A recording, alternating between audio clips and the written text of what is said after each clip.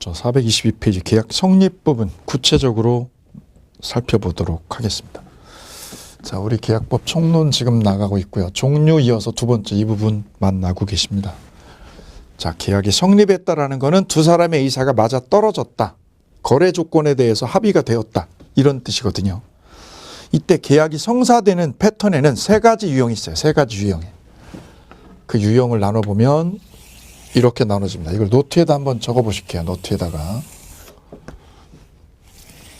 다소 이제 책으로 보면 계약 성립이요. 페이지 수가 몇 페이지 되는데 이걸 한 번에 한 방에 딱 정리해버리면 깔끔하게 이렇게 정리할 수 있습니다. 계약이 성립하는 유형은 세 가지다. 세 가지요. 첫 번째, 두 번째, 세 번째, 세 가지 패턴의 계약 성립 유형이 있습니다. 1, 2, 3. 자, 첫 번째는요. A가 10억의 아파트를 팔기로 내놓았죠. 청약을 했고요.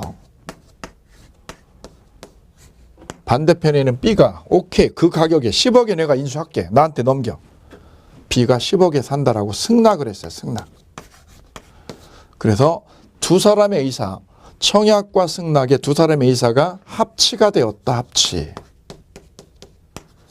이렇게 해서 거래가 성사되는 형태. 이게 첫 번째 유형. 이게 가장 보편적이고 일반적인 형태죠.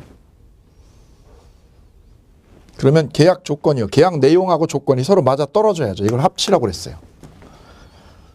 이때 청약은 먼저 한 거예요. 먼저 제시하면 청약, 나중에 제시하면 승낙이라고 그래요.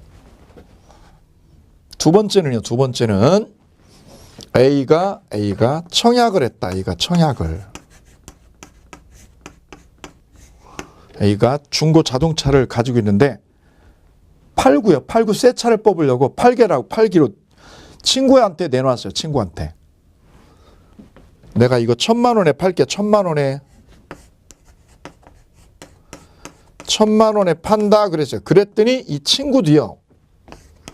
정말 우연의 일치죠. 우연의 일치. 얘도 똑같이요. 1,000만 원에 그거 샀게 그랬어요. 얘가. 1,000만 원에 뭐 할게? 살게. 그 차 내가 살게. 그럼 얘도 뭐 한 거죠? 청약을 한 거야. 청약을. 얘도 청약을 한 거고 1,000만 원에 살래 그랬어요. 살래. 청약했죠? 1,000만 원에 살래. 그랬더니 B도요. 1,000만 원에 팔래. 나한테 넘길래라고 그랬어요. 팔래. 그럼 얘도 똑같이 청약을 한 거야. 청약을. 승낙이 아니라 청약만 했죠. 청약이. 근데 내용이 보니까 내용이 어때요? 둘이 똑같더라. 1,000만 원에. 내용이 똑같다. 내용이 우연히 일치하는 거죠. 내용이 우연히 일치하면 아주 우연이죠. 계약이 된 거야, 안 된 거야? 된 거지, 이거는. 선생님, 청약만 2개 있는데요. 청약만 2개 있는데 어떻게 계약이 돼요? 승낙이 있어야 되죠. 아니잖아요. 얘도 팔 이사가 있고 얘도 살 이사가 있죠. 내용도 어때요? 내용도 똑같잖아요. 내용도 금액도. 그럼 거래는 된 거야, 안 된 거야? 된 거죠. 그럼 얘가 보낸 거는 1월 10일 날 얘한테 왔고요. 얘가 보낸 거는 쟤한테 1월 19일 날 도달이 됐어요. 그러면 늦게 얘께 도달이 됐죠. 얘한테. 그럼 계약이 된 건 언제? 19일 날. 19일 날 계약이 된 거다 이거죠. 왜? 두 사람의 청약이 서로 일치하니까. 이거를 우리는 뭐라고 하느냐? 교차 청약이라고 그래요. 교차 청약. 청약만 2개가 우연히 교차했으니 이거를 교차되었다. 이런 의미로 교차 청약으로 계약이 이루어졌다. 그럼 계약은 언제 된 거죠? 바로 이때. 늦게. 나중 청약. 나중에 청약한 게 저한테 배달이 됐죠. 이때 계약이 이루어졌다 이거죠. 이런 형태를 교차 청약이라고. 이건 아주 우연이죠. 우연히 서로 일치했을 때. 세 번째 패턴은 이런 형태입니다. A가 청약을 했어요. 청약을. 그리고 B가 살게라고 의사표시를 해야지 계약이 되는 건데 여기서 B는요, B는 살게라고 한 게 아니라 뭐라고 한 거냐면 승낙을 말로 한 것이 아니라 승낙이라는 의사 표현을, 이 표현을 말로 하지 않고 뭘로 했다는 거냐면 행동으로 보여준 거예요. 행동으로 표시한 거.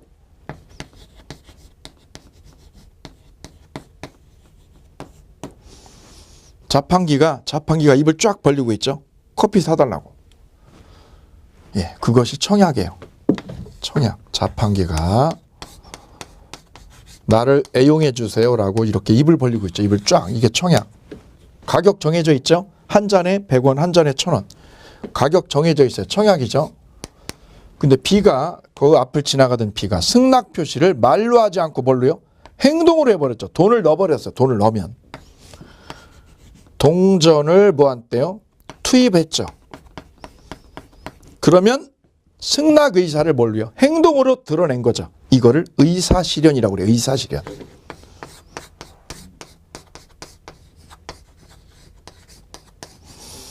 그럼 의사실현할 때 의사는 뭐예요? 승낙의 의사 표시를 뭘로요? 행동으로 표출했다는 거죠.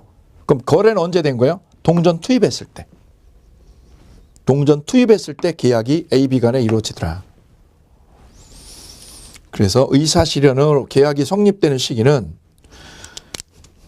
요때 이루어지는 거죠. 계약은 요 사실행위예요. 행동을 한 때. 사실행위가 있을 때입니다. 사실행위 시에. 요때 계약이 성립하게 된다. 요때. 교차청약은 언제 이루어지고요? 나중청약. 나중청약이 도달한 때. 요때입니다. 요때. 나중청약. 나중청약이 나중에 얘가 청약을 했죠. 요 청약이 뭐한테? 쟤한테 도달된 때.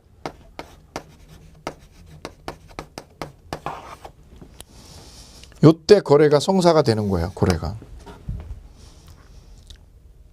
그럼 이 격지자 간의 계약, 이 계약은요. 청약과 승낙으로 계약이 될 때는 언제 될까요? 얘네 둘이요. A가 한 청약. 얘가요. 1월 10일 날 보냈어요. 청약을 보냈어요. 우편물을 얘한테 보냈어요. 그래서 B가 오케이 사겠다고 그랬어요. 사겠다고. 그래서 1월 여기다가 이렇게 1월 20일 날 발송을 해서 쟤한테 배달이 된 것이 1월 25일이다. 이때 배달이 되었어요. 저 A한테 청약자에게 도달이 되었다. 도달. 보낸 거는요. B가 보낸 거는 발송일이라고 그래요. 보낸 걸 발송. 도달이 된 거. A한테 도달이 된 거를 도달. 그럼 계약이 된 건 언제냐면 이 둘이 격지자. 멀리 떨어져 있는 관계를 격지자라고. 이런 격지자끼리 거래 계약은 승낙을 이 승낙 표시가 이 승낙하겠다는 의사 표시가 도달되면 기간 안에 도달이 되면요. 이게 도달이 되면 도달 시에 되는 게 아니에요. 도달 시에 되는 게 아니라 언제요? 발송했을 때. 이때 계약이 이루어져요. 이때. 20일 날 되는 거예요. 20일 날. 도달이 된 때가 아니라 보낸 때. 우편물 보낸 때. 단 이 승낙이 언제요? 기간 안에 도달해야 돼. 승낙 기간. 얘가 제시한 기간 있죠. 승낙 기간. 승낙 기간이 만약 1월 말일이다. 1월 말. 요때까지가 승낙 기간이다. 그러면 요 기간 안에만 들어가면 돼요. 얘 승낙은. 그래서 보냈죠. 보냈어요. 20일 날. 그래 도달이 25일 날 됐죠. 그럼 기간 안에 들어갔죠. 그러면 계약은 도달된 시점이 아니라 발송할 때 돼요. 발송할 때. 그래서 이 청약과 승낙으로 거래가 되는 시점은 조심하셔야 돼요. 이 승낙의 우편물이요. 승낙의 우편물이 도달된 시점이 아니라 뭐한 시점? 발송 시점에 된다는 거예요. 발송 시. 그리고 계약 성립 시점이 세 가지가 다 다르네요. 패턴도 다르고요. 그래서 계약이 성립하는 유형은 계약 성립 유형은 세 가지 유형이 있다. 패턴 세 가지가요. 첫 번째, 청약과 승낙의 합치로 계약이 되는 경우. 이런 때는 계약이 언제 된다? 승낙의 통지를요. 승낙의 통지를 뭐한 시점? 발송한 때 거래가 되더라. 이거 아주 중요합니다. 별 3개입니다. 빈출입니다. 빈출. 10번 이상 나왔어요. 승낙이 도달한 시점. 노노노노 아니다. 도달 시간이라 뭐한 시점? 발송한 때다. 단위 발송이 언제까지, 이게 언제까지 들어가야죠? 승낙 기간 안에 도달만 되면 돼요. 두 번째, 교차청약은 언제 된다? 양청약이. 나중청약이 뭐한 시점? 도달하면 돼요. 도달. 여기는 도달이에요. 왜 도달해요? 청약은 도달만 하면 돼요. 세 번째요. 의사실현은 언제 돼요? 사실행위가 있을 때. 행위가 있을 때. 행위가. 이 세 가지 계약 성립 유형이 있더라라는 거죠. 자, 이 부분에서 한 문제가 출제가 됩니다. 이 부분에서 한 문제. 자, 그 중에서 청약과 승낙으로 계약이 성립하는 이 부분을 좀 더 디테일하게 살펴봅니다. 청약과 뭐에 대해서? 승낙에 대해서. 자, 그러면 청약은요. 청약은 먼저 한 걸 말하죠. 내가 먼저 제시한 게 청약입니다. 이거 아파트 10억에 사라. 청약했죠? 이걸 청약. 나중에 받아들인 거를 승낙. 자, 이때 청약은요. 청약은 구체적이고 확정을 해야 돼요. 확정적인 의사표시해야 됩니다. 의사표시. 이걸 청약이라고 정의를 해요. 구체적이고 확정적이다라는 표현은 무슨 뜻이냐면 금액을 이렇게 정해줘야 된다는 거예요. 10억이면 10억, 1억이면 1억. 금액을 정해놓는 거예요. 구체적이고 확정을 해야 된다 이거를. 정하지 않고 제시를 하면 그거는 고객을 환심을 사서 끌어들이는 거라서 이건 청약이라고 하지 아니하고 유인이라고 그래요. 청약이 아니라 뭐라고 그래요? 청약의 유인. 금액을 안 정한 거예요. 끌어들이기만 하는 거예요. 고객한테 환심을 해서 끌어들이기만 하는 거. 남대문에 가면 박수 치죠. 아저씨 박수 치면서 골라 하시는 분은 끌어들이는 거니까 유인입니다. 금액이 정해져 있지 않아요. 금액을 제시하고 이거 사라라고 하면 이건 청약이 됩니다. 청약. 금액을 정해놓으면. 자판기가 입을 벌리고 있는 거는 금액이 정해져 있죠. 그건 청약이에요. 확정돼 있죠. 금액이 정해져 있지 않은 형태로 제시를 하면 유인이라고 그런다. 유인. 청약의 유인. 청약과 청약의 유인은 별개다. 그럼 우리가 아파트 분양 광고나 분양 전단지 뜨죠. 전단지. 그거는 금액이 확정되어 있나요? 그 금액은 확정된 금액이 아니죠. 그렇기 때문에 아파트 전단지 이렇게 나와 있는 거 이것들은 일반적으로 청약이 아니라 청약의 유인이다. 이렇게 보시면 됩니다. 그래서 시중에 있는 이 아파트 그 분양 광고 떠든가 아니면 전단지 이렇게 들어오는 거 신문지하고 껴가지고 이거는 금액이 확정된 금액이 아니기 때문에 다 유인으로 보시면 좋습니다. 두 번째요. 청약을 그러면 상대방을 누구를 지목할 거냐 이거죠. 청약의 상대방은 누구냐 이거죠. 금액은 정해야 돼. 금액은. 그런데 누구한테 청약을 합니까? 청약은 아무나 다죠. 아무나 다. 지나가는 사람 아무나 다 되는 거지. 특정인이어도 돼요. 특정인. 나 이 아파트 B한테만 팔 거야. B가 상대방인데 얘를 꼭 특정을 안 하고 불특정 다수도 되는 거죠. 그래서 청약의 상대방은 특정인도 되고요. 누구도 돼요? 불특정 다수도 됩니다. 오케이.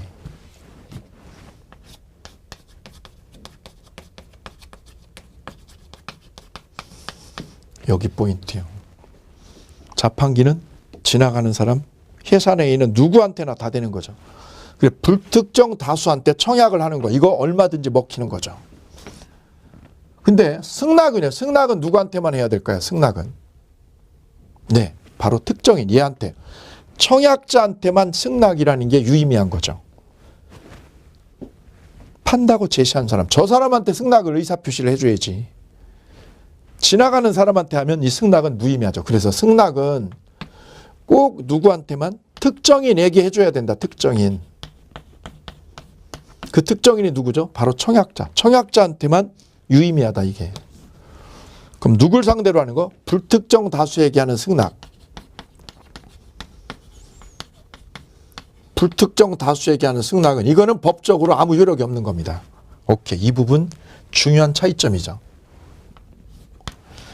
그래서 청약은 누구한테도 먹히고요. 불특정 다수도 먹히죠.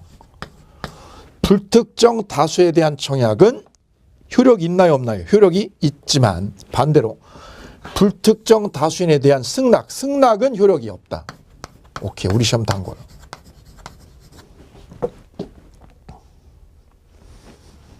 세 번째요. 세 번째. 청약에서 세 번째. 청약은 그러면 효력이요. 청약이라는 것도 의사 표현이거든요. 의사 표현은 효력이 언제 생길까요? 청약의 효력 발생. 청약의 효력 발생이죠. 효력 발생. 효력 발생 시기는 언제일까요? 효력 발생 시기는 청약은 의사 표현이고 이 의사 표시가 상대편한테 배달되면, 즉 도달한 때 효력이 생겨요. 도달한 때. 도달 시에 효력이 생깁니다. 도달 시에. 해서 이 청약이 상대방한테 도달되면 철회할 수 없어요. 번복이 안 돼요. 도달이 되면 뭐 할 수 없다? 철회가 안 된다. 철회 불가능하다. 여기 아주 중요한 맥락이에요. 이거. 도착됐죠? 그러면 저거 번복할 수 없어. 철회할 수 없어요. 신중하셔야 돼요. 반대로요. 승낙은요. 이 승낙은 아까 보신 것처럼 승낙은 A한테 도달하면 되는 거죠. 노노노노. 도달이 아니라 뭐 할 때요? 발송한 때 효력이 생긴다고 그랬어요. 격지자 간의 격지자, 멀리 떨어진 거를 격지자라고 그래요. 대화를 주고받으면 대화자. 격지자 간의 계약. A는 서울에, B는 부산에. 이 두 사람 간의 계약을 격지자 간의 거래라고 하고요. 격지자 간의 청약은 효력이 언제 생기냐면 도달 시에 생기지만 격지자 간의 승낙은요. 승낙은 효력이 언제 생겨요? 발송 시에 생긴다. 발송 시요, 도달 시요? 도달 시가 아니라는 거죠. 발송 시에 효력이 생긴다. 발송 시에. 그래서 청약은 도달한 때, 승낙은 뭐 한 때요? 발송 시에 생긴다는 점에서 두 번째 차이점이에요. 두 번째 차이점. 그래서 청약이 도달했다. 이거 철회됨? 안 됩니다. 철회 안 됩니다.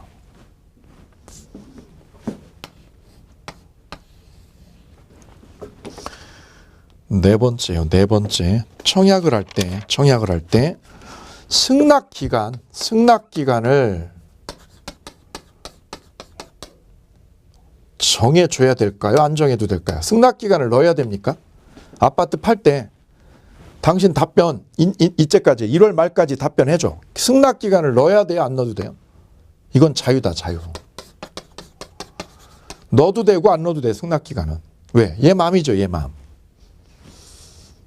이게 계약 자유이기 때문에 그렇습니다. 이 청약에서 짚어줘야 될 항목이 4개 항목이다. 4개 항목. 요거 보시면 되시고요. 특히 1번, 2번, 3번 시험 아주 빈번하게 나와요. 자, 그러면 책에 체킹만 해드리죠. 자, 423페이지. 423페이지에 쌍괄호 1번에 청약. 의 청약이란 승낙과 결합을 시켜서 계약 성립시킬 거를 목적으로 하는 구체적이고 확정적 의사표시. 거기에 밑줄짝. 구체적이어야 된다. 그리고 확정적이어야 된다라는 거죠. 뭘 확정해야 되는데 돈. 우리 회사에서 일하세요. 그러면 내가 월급 드릴게요. 금액 안 정했죠. 그건 유인이야. 유인. 금액을 정하고 제시하면 청약. 예전에 보면 하숙집을 이렇게 하숙생 구한다고 그럴 때 하숙집에서 두 가지 방법이 있어요. 주인이 전화번호만 적어놓고 하숙집 금액을 안 정해놨어. 그러면 그거는 유인이다. 유인. 또 하나는요. 금액을 정해놓고 전화번호까지 두 개지 다 정해놓으면 그거는 청약이다. 그래서 청약이라고 이름을 붙이려면 금액이 확정돼야 된다 이거죠. 자, 두 번째 요건 볼게요. 청약자. 청약자가 누구인지는 청약의 의사표시에 명시되어 있을 필요 없습니다. 하숙집 구할 때 하숙집 주인 이름 안 써놓죠. 그런데 상대방의 별표, 상대방의 별 2개요. 청약의 상대방은 특정인일 필요 없고요. 불특정 다수인도 됩니다. 별표, 불특정 다수인. 다음 3번 승낙기간. 승낙기간은 넣어도 되고 안 내도 되니까 자유죠. 자유. 이게 우리 시험에 이렇게 나왔어요. 청약을 할 때는 승낙기간을 정해줘야 된다. 이거 틀린 거죠. 왜요? 정해도 되고 안 정해도 되는 자유가 있다. 다음 3번 뒤로 넘겨서 효력 발생 시기요. 청약은 효력이 언제 생겨요? 도달한 때. 도달한 때의 별표. 거기까지가 청약에 관한 논의. 그 밑에요. 청약의 유인이라고 되어 있죠. 유인. 그거 참고로 나중에 심화학습할 때 소개를 해드리도록 하겠습니다.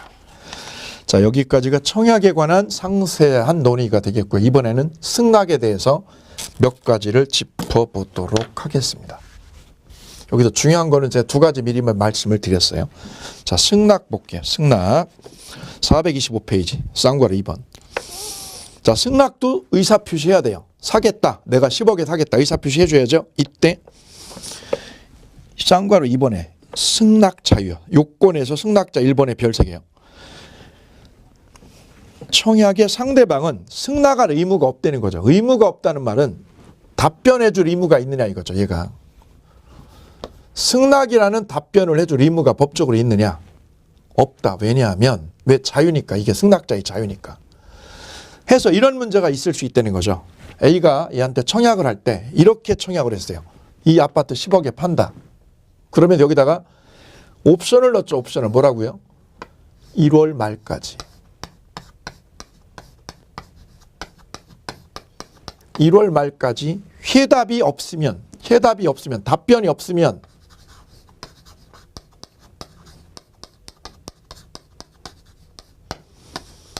당신이 말이야 이때까지 답변 안 하면 계약이 성사되는 걸로 본다. 계약이 뭐 하는 걸로? 성립되는 걸로요. 성립되는 걸로 간주하겠다. 얘가 이렇게 옵션을 넣었다는 거죠. 옵션을. 답변을 해달라는 거죠. 언제까지요? 1월 말까지. 안 하면 해답이나 답변이 없으면 자네가 말이야 답변 안 하면 계약을 뭐 하는 걸로? 성립으로 간주하겠다라고 제가 제시를 한 거죠. 이렇게 청약을 할 때. 이때 B가 그러면 이때까지요. 1월 말까지. 살지 말지 답변해 줄 의무가 있느냐? 없다. 왜? 자유니까. 그래서 B는 승낙을 해줘야 될 답변 의무가, 해답 의무가 없습니다. 해답 의무가.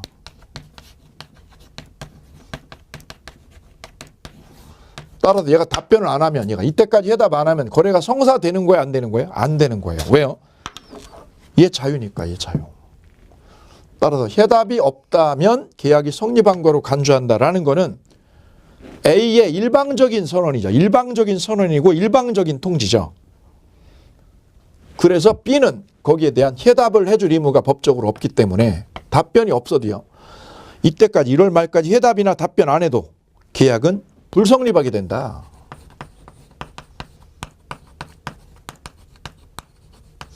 성립이요, 불성립이요? 불성립으로 된다는 거죠. 불성립으로. 여기 별표.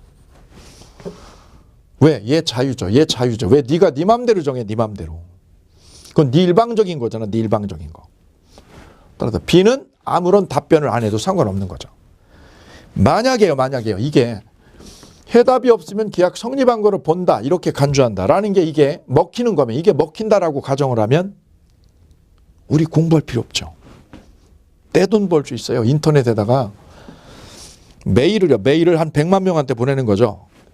오늘 밤 자정까지 해답이 없으면 이 물건에 대한 거래가 성립으로 간주합니다라고 메일을 한 100만 개 쏘는 거죠. 그럼 물건을 이 불특정 다수는 다 사야 되죠. 이거 부당하다 이거죠. 불합리하고 부당하다. 왜냐하면 사고 안 사고는 승낙자의 자유니까 해답 의무가 전혀 없다는 거예요.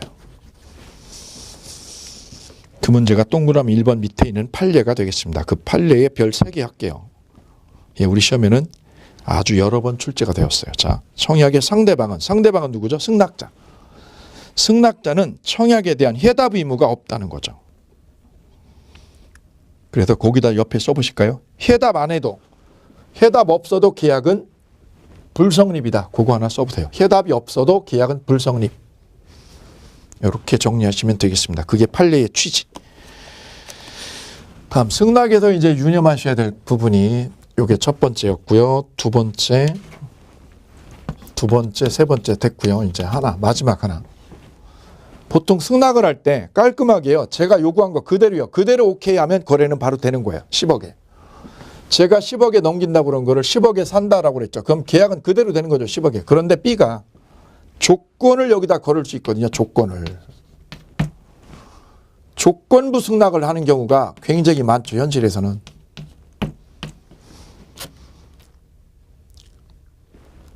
취득세를 네가 내주면 내가 살게. 조건 넣었죠. 조건. 뭘 내주면? 취득세. 취득세를 당신이 물어줘. 그럼 내가 이거 인수할게. 그 말은 얘가 B가 새로요. 역으로 얘가 역제의를 한 거죠. 그럼 얘가 청약을 새로 한 게 됩니다. 얘가 새로운 청약을. 새로이 B쪽에서 승낙자 쪽에서 청약을 한 걸로 된다. 청약을. 조건을 넣게 되면요. 조건을. 아니면 10억이 아니라 얘가요. 1억을 깎아주면 살게. 조건부죠. 조건부. 이거 뭐예요? 얘가 역제의를 한 거죠. 역으로. 9억이면 살게. 새로 이 청약을 넣은 게 됩니다. 그럼 계약은 아직 성사가 안 되는 거죠. 왜? 얘가 9억에 사겠다고 그랬으니까 계약은 아직 성립되지 않았다. 저쪽에서 오케이, 9억에 오케이 하면 계약이 되는 거죠. 조건부 승낙을 하거나 아니면 변경을 가한 승낙, 변경을 해서 승낙을 했다. 이거 다 뭘로 보느냐? 새로이 청약을 한 걸로 보여. 새로이 청약을. 그 문제가 바로 조건부 승낙 문제입니다. A번입니다. 425페이지 맨 하단에 A번에 청약에 대해서 조건을 붙이거나 조건의 별 3개요. 그 다음 변경을 가해야 한 승낙은 종전의 청약은 깨지는 거야. 종전의 이 청약은 없어지는 거고 이쪽에서 역제의를 한 거다. 역제의. 이거를 뭐라고 그러죠? 새로운 청약이다. 이렇게 봅니다. 새로운 청약. 누가? B가 조건을 붙였다. 변경을 했다. 그럼 얘가 역제의를 한 거다. 역제의. 그럼 계약은 된 거야? 안 된 거예요? 안 된 거죠. 그럼 이게 우리 현실에 들어오면 이런 경우를 종종 보게 됩니다. A가 10억에 판다. 내놨죠. 이때 B가 저거 내가 10억에는 살 수 없는데 8억이면 내가 8억이면 살게. 가격을 후려쳤죠. 2억을 다운시켜서 사겠다고 그랬죠. 그러면 새로운 청약을 한 거죠. 그랬더니 저쪽에서 답변이 없어. 답변이. 판다 만다 답변이 없어요. 그랬더니 이쪽에 있는 B가 이제 애가 탔어요. 왜요? 8억에 산다 그러면 뭔가 응답이 올 줄 알았더니 아무런 응답이야. 무응답. A가 청약자가. 그때 B가 어떻게 하냐면 몸다르니까 저 사야 되겠어 꼭. 그래서 어떻게 하냐면 저번 가격에 살게. 원래 가격에 살게. 원래 금액이면 얼마? 10억에 내가 인수할게. 그럼 계약 된 걸까요? 안 된 걸까요? 요 문제죠. 이 부분. 원래 금액에 살게요 라고 얘가 문자를 뒤늦게 다시 보냈죠. 그럼 요게 변경을 해서 한 승낙이죠. 요거는 이제 사라지는 거예요. 왜요? 원래 금액에 인수한다고 그러는 것이 새로운 청약이 되는 거죠. 새로운 청약.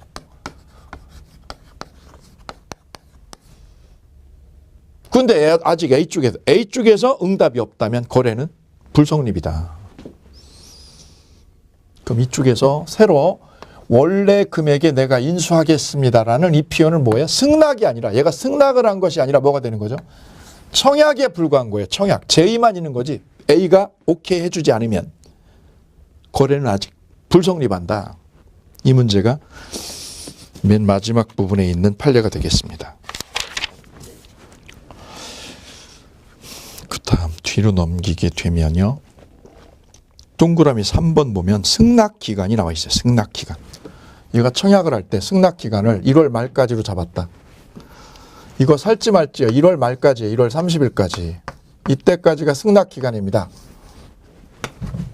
그럼 얘 승낙은요. B가 하는 승낙은 언제까지요? 30일까지 배달이 돼야죠. 이 문제가 승낙기간의 문제입니다. 만약 승낙기간을 오버해버리면 우편물이 얘한테 왔는데 1월 30일이 아니라 2월 초에 왔다. 그러면 승낙기간을 오버한 거니까 거래는 깨진다. 불성립이다. 자, 그래서 기억 볼까요? 기억. 승낙기간 내에 동그라미야. 승낙기간 내에 위에 적어볼까요? 1월 말에 청약자에게 도달이 되면 자, 승낙은 청약이 효력이 존속하고 있는 동안에 청약자에게 도달해야 효력이 생깁니다. 언제까지요? 1월 말까지요. 이 1월 말을 뭐라고 그래요? 승낙기간 또는 승낙적격이라고 그래요. 얘가 승낙을 할 수 있는 자격은 언제까지죠? 1월 말까지. 그래 1월 30일을 뭐라고 그래요? 승낙적격이라는 표현을 쓰기도 해요. 큰 의미는 없습니다. 의미는 없는데 이런 표현을 써요. 학문적으로. 승낙적격. 얘가 승낙을 할 수 있는 기간이 바로 저때까지다. 그래서 승낙적격이라는 표현을 써요. 이때까지 와야지 우편물이. 네가 승낙을 하더라도 이때까지 와야 되는 거야. 이거 오버하면 어떻게 돼? 오버하면 이거 오버하면 연착이죠. 연착이면 계약 안 되는 거지. 그것이 바로 니은입니다. 승낙 기간이 뭐 했을 때요? 연착되었을 때. 승낙 기간이 지난 후 동그라미야. 지난 후 도달된 승낙은 승낙으로서 효력이 성립하지 효력이 없습니다. 효력이 없어요. 근데 여기에 예외가 있어요. 한 편부터가 예외입니다. 그 예외는 심화학습에서 따로 소개할게요. 조금 복잡하니까. 그래서 승낙기간이 있으면 승낙기간 안에 들어가라. 승낙기간 안까지 들어가야 된다. 그거 오버하면 계약은 꽝이다. 꽝. 이때 승낙기간 안에 들어가면요. 이 기간 안에 들어가면 계약은 언제 되죠? 도달한 때가 아니라 뭐한 때? 보낸 때. 이쪽에서 우편물 보낸 때 계약이 된다. 발송주의라고 그랬어요. 발송주의. 도달주의의 예외입니다. 예외. 그래서 시험 아주 잘 나와요. 도달주의의 예외다. 언제요? 격지자 간의 승낙. 격지자 간의 승낙은 효력이 언제 생겨요? 도달한 시점이 아니라 뭐한 시점? 발송 시점이라는 점. 도달주의의 아주 중요한 예외 규정. 예외 규정. 그래서 427페이지 니은 볼게요. 니은의 별 3개 할게요. 격지자 간의 계약은 승낙의 통지를 청약자에게 발송한 때 성립한다. 그죠? 승낙 통지를 뭐한 때? 발송한 때. 거기다 도달한 때 그러면 X요. 반대로요. 청약은요. 격지자 간의 청약은 언제 생겨요? 도달한 때. 그래 니은 밑에다 적어보면 격지자는 무슨 뜻? 멀리 떨어져 있는 사이. 격지자 간의 청약과 승낙의 효력 발생 시점이 다르더라. 청약은 효력이 언제 생기고요? 도착해야지 상대편한테 도달한 때. 도달주의.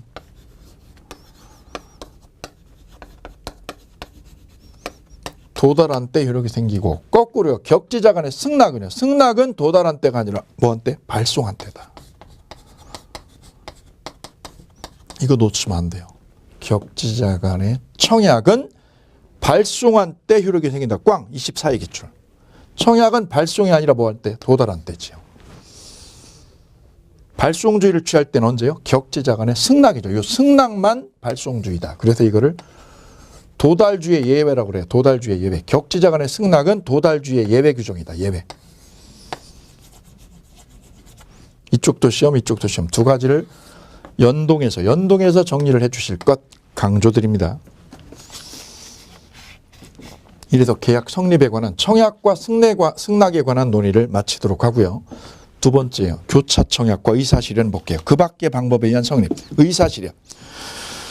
532조가 규정을 하고 있어요. 자, 볼까요? 청약자의 의사표시나 관습에 의하여 승낙의 통지가 필요하지 않은 경우 계약은 승낙의 의사표시로 인정되는 뭐가 있을 때죠? 사실이 있는 때에 동그라미요. 사실이 있는 때. 행동을 한 때, 행동. 자판기에다가 동전 넣은 때. 사실 행위가 있는 때 거래가 성사가 된다. 이거를 의사실현. 뒤로 넘어가 볼까요? 교차 청약 나와 있죠. 당사자 간의 동일한 내용의 청약이 상호 교차되면 양청약의 동그라미 양청약이 상대편한테 뭐한 시점? 도달한 때 거래가 된다. 양청약을 다른 말로 바꾸면 나중청약. 나중청약이 뭐한 때? 도달하면 거래가 성사가 된다. 이렇게 해서 계약 성립 유형 3가지를 보셨어요. 자, 그 다음 문제가 계약 체결상의 과실 문제가 되겠습니다. 계약 체결할 때 과실이라는 뜻은 무슨 뜻? 잘못이 있다는 거죠. 계약 체결할 때 잘못이 있냐 없냐. 그 문제가 계약 체결상의 과실 문제가 되겠습니다. 이 부분 가기 전에 기출지문 몇 개 점검하고 가도록 하겠습니다. 뒤로 넘기시면 431페이지에 기출지문 연습 나와 있어요. 1번 지문 볼까요? 계약의 본질적 내용에 대해서 무의식적 불합의요. 불합의에 동그라미 넣어볼까요? 그럼 불합의가 됐다는 거는 계약이 된 거예요? 안 된 거예요? 계약이 결렬된 거죠. 결렬. 그러면 계약을 취소하는 문제는 생겨 안 생겨? 안 생긴다. 계약이 불성립이는데 어떻게 취소를 합니까? 취소할 수 없다. 27의 기출. 두 번째요. 청약은 계약의 내용을 결정할 수 있을 정도의 사항을 포함하는 구체성이 있고요. 확정적인 의사표현만 청약이라고 한다. 그래서 청약은 구체성이 있고요. 확정적 의사표시다. 동그라미. 세 번째 지문은 26회 문제. 청약은 상대방이 있는 의사표시이므로 청약을 할 때 상대방은 특정되어야 되나요? 불특정 다수도 되나요? 불특정 다수도 오케이. 불특정 다수도 오케이. 그 다음에 5번 지문 볼까요? 청약자가요. 일정 기간 내에 이 일을 하지 않으면 승낙한 거를 본다라고 청약시에 표시했죠. 이때 상대방이 해답이 없으면의 밑줄이요. 계약 성립이요? 불성립이요? 불성립이다. 왜? 승낙 의무가 없으니까. 빈출입니다. 5번 별표. 그 다음 6번이요. 승낙자가 청약에 대해서 조건을 붙여 승낙을 했죠. 조건부 승낙의 밑줄이요. 그러면 청약을 거절하고 어떻게 한 거죠? 새로이 청약을 넣은 것이다. 다음 7번. 승낙은 누구한테만 되죠? 청약자에게만 먹히고요. 불특정 다수인에 대한 승낙. 이거는 먹히지 않는다. 오케이. 별 3개요. 그 다음 9번 지문이요. 격지자 간의 계약은 승낙의 의사표시가 청약자에게 도달하면 계약은 언제 돼요? 발송 시점에. 도달되면 언제요? 발송 시에 계약이 되는 거예요. 도달되면 발송 시에. 발송주의 별표. 그 다음 11번 지문 볼까요? 11번 지문에 청약과 더불어 송부된 물품을 뭐한 거? 소비하거나 사용한 경우. 이걸 뭐라고 그러죠? 의사실현이라고 그래요. 의사실현. 승낙의 의사를 어떻게 했다? 행동으로 실현했다. 어떻게 해서? 소비해서. 그러면 계약은 성립이 된 거죠. 이걸 의사실현에 의한 계약 성립 이렇게 얘기합니다. 이게 포장마차 갔더니 주인이 없어요. 그래서 소주병을 따가지고 소주를 이렇게 따라가지고 한 병을 다 먹었어요. 그러면 계약은 이미 성립돼 버린 거죠. 물건을 뭐한 때? 소비한 때. 다음 12번. 교차 청약은 계약이 언제 성립되죠? 발송된 때가 아니라 나중 청약이 도달된 때. 자, 이렇게 해서 계약 성립에 관한 지문까지 검토를 해보셨습니다.